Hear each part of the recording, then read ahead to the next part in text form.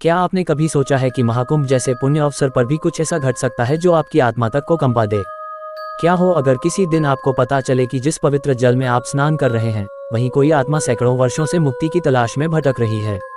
मेरे साथ आइए इस रहस्यमयी और डरावनी यात्रा पर, महाकुंभ के उस अध्याय में जिसे कोई नहीं जानता या शायद जानकर भी भूल जाना चाहता है। कही अनकही बातें, हिंदी हॉरर स्टोरी। 2025 का महाकुंभ। लाखों श्रद्धालु प्रयागराज पहुंच रहे थे। मैं अभय, एक डॉक्यूमेंट्री फिल्म मेकर, इस महा आयोजन के रहस्यमयी पहलुओं पर एक डॉक्यूमेंट्री बना रहा था। नाम था महाकुंभ के रहस्य। सच्ची कहूं तो शुरुआत में मैं सिर्फ तथ्यों की खोज में था, लेकिन फिर जो मैंने देखा वह मेरे जीवन की सबसे भयानक याद बन गया। संगम के किनारे एक कोने में एक बूढ़ा अघोरी साधु बैठा था। उसकी आंखों में अजीब सी चमक थी। मैं उसके पास गया। बाबा, क्या आप महाकुंभ के रहस्यों के बारे में कुछ जानते हैं? मैंने पूछा। उसने मेरी तरफ देखा और फिर धीमे स्वर में बोला, तू ढूंढने आया है, पर क्या सह पाएगा? महाकुंभ की रेत में एक आत्मा अब भी सो रही है। उसे मत जगाना बेटा, वरना वह तुझसे छोड़ेगी नहीं। कोष्टक विस्मयादिबोधक चिन्ह प्रश्नवाचक चिन्ह कोष्टक। क्या ये क्या कह दिया बाबा ने? मुझे यकीन नहीं हुआ, पर अजीब बात यह थी कि जब मैं अगली सुबह वहां गया, बाबा गायब था, जैसे वह कभी था ही नहीं। महाकुंभ की रात, पूर्णिमा, गंगा के जल में स्नान करते हुए मैंने देखा, कुछ दूर जल में एक औरत खड़ी थी, सफेद साड़ी, बिखरे बाल, और उसकी पीठ मेरी ओर थी। माँ, मैंने धीमे से कहा। वो मुड़ी, उसकी आंखें काली, गड्ढों जैसी, चेहरा जल चुका, और फिर कोष्टक विस्मयादिबोधक चिन्ह प्रश्नवाचक चिन्ह कोष्टक। उसने जोर से चीख मारी, एक ऐसी चीख जो आज भी मेरे कानों में गूंजती है, और जल का रंग लाल हो गया। एक स्थानीय पुजारी ने मुझे बताया कि वर्षों पहले 1820 में इसी स्थान पर एक अघोरी साधिका को महाकुंभ के दौरान जिंदा जला दिया गया था। उसका नाम था आलिया देवी। लोगों ने उसे राक्षसी मानकर पवित्र महाकुंभ को शुद्ध करने के लिए कुंभ स्नान के दिन ही मार दिया, लेकिन उसकी आत्मा कभी मुक्ति नहीं पा सकी। पुजारी ने फुसफुसाकर कहा। उस रात से मेरे साथ अजीब घटनाएं घटने लगीं। कैमरा अपने आप ऑन हो जाता, स्क्रीन पर वही चेहरा दिखता, वही औरत। मैंने उसे सपनों में देखा, जलते हुए, चीखते हुए। तू आया है मेरे श्राप को कैमरे में कैद करने, अब अपनी आंखों से देख मेरी पीड़ा। उसकी आवाज मेरे कानों में गूंजने लगी। मैंने ठान लिया कि मैं सच्चाई का सामना करूंगा।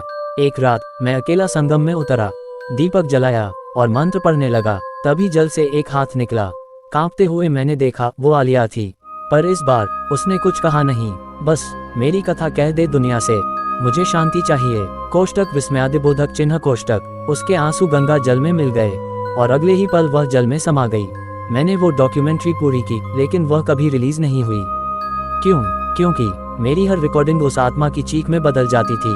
फाइलें अपने आप डिलीट हो जाती, स्क्रीन पर सिर्फ एक वाक्य उभरता, महाकुंभ सिर्फ पुण्य नहीं, एक श्राप भी है। 6 महीने बीत चुके थे।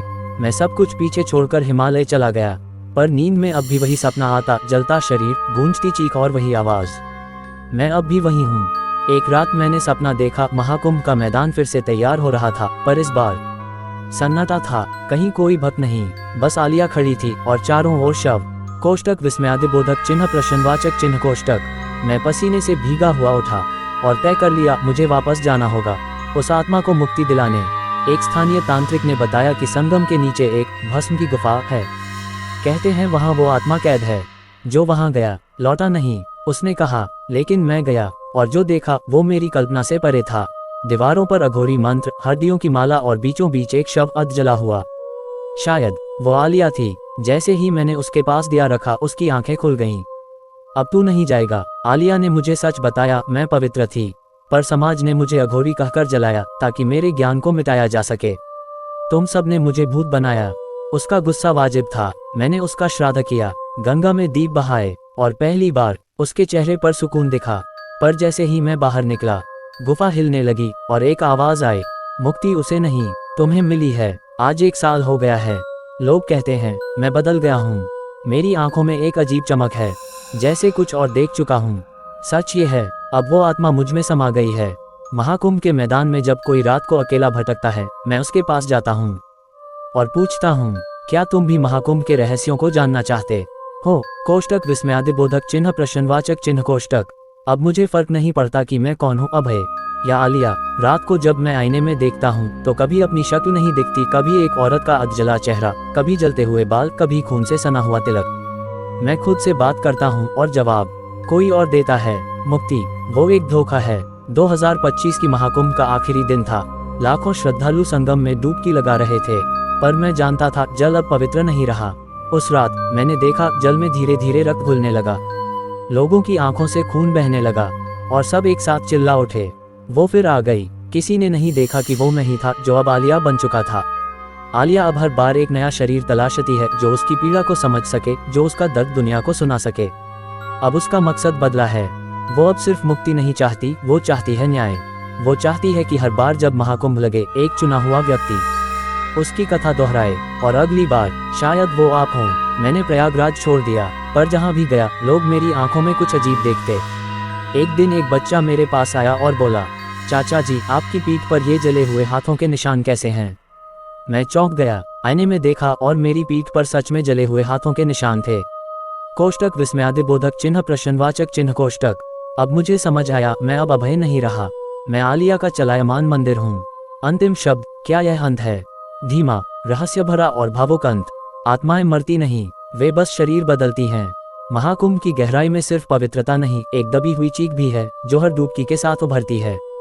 तो अगली बार जब आप संगम में डुबकी लगाने जाएं और आपकी आंखों के सामने कोई औरत सफेद साड़ी में दिखे, पीठ आपकी ओर हो और वो धीरे धीरे मुड़े, तो दौड़िए मत, रुकिए और पूछिए, महाकुंभ के बाद की वो रात सबसे डरावनी थी। एक सपना नहीं, एक दृष्टि थी। सैकड़ों आत्माएं गंगा के किनारे एकत्र थीं, सफेद धुंधली आकृतियां, सबका चेहरा जला हुआ, सबकी आंखों में सिर्फ एक सवाल, कब मिलेगा न्याय? उनके बीच आलिया खड़ी थी और अब मेरी आवाज में बोल रही थी, मैं अकेली नहीं हूं अब। हर बार जब कोई निर्दोष मारा जाएगा, हम वापस आएंगे। पुराने ग्रंथों में एक कथा दबी हुई है। महाकुंभ के पहले आयोजन के दौरान हजारों तांत्रिकों को मारकर गंगा में फेंक दिया गया था। कहते हैं उनका रक्त गंगा में बह गया, और तभी से हर 12 साल में जब जल पवित्र होता है, उनकी आत्माएं जागती हैं। अब वो आलिया के नेतृत्व में एकत्र हो चुकी हैं। कोष्टक विस्मयादिबोधक चिन्ह प्रश्नवाचक चिन्ह कोष्टक। मैं अब अलग अलग शहरों में जाता हूँ साधु बनकर, पर मेरी आंखें पहचानती हैं कौन है अगला पात्र, अगला माध्यम। एक दिन बनारस के घाट पर बैठा था एक युवा लड़का मेरे पास आया। उसकी आंखों में डर और जिज्ञासा दोनों थे। उसने पूछा, क्या आत्माएं सच में शरीर में समा सकती हैं? मैंने सिर्फ मुस्कुराकर कहा, क्या तुम कभी महाकुंभ गए हो? हर बार जब कोई इस कहानी को सुनता है, वो आलिया की ऊर्जा से जुड़ जाता है। ये कथा अब एक श्राप बन चुकी है। जो सुनेगा वो चुना जाएगा, जो समझेगा वो बुलाया जाएगा, जो सवाल करेगा वो शिकार बनेगा। और शायद अब आपकी बारी है। महाकुंभ को अब तक सबने केवल एक धार्मिक उत्सव माना, पर सच्चाई ये है कि हर बार कुंभ के साथ त्रिकाल शक्ति का द्वार खुलता है। 3 युगों की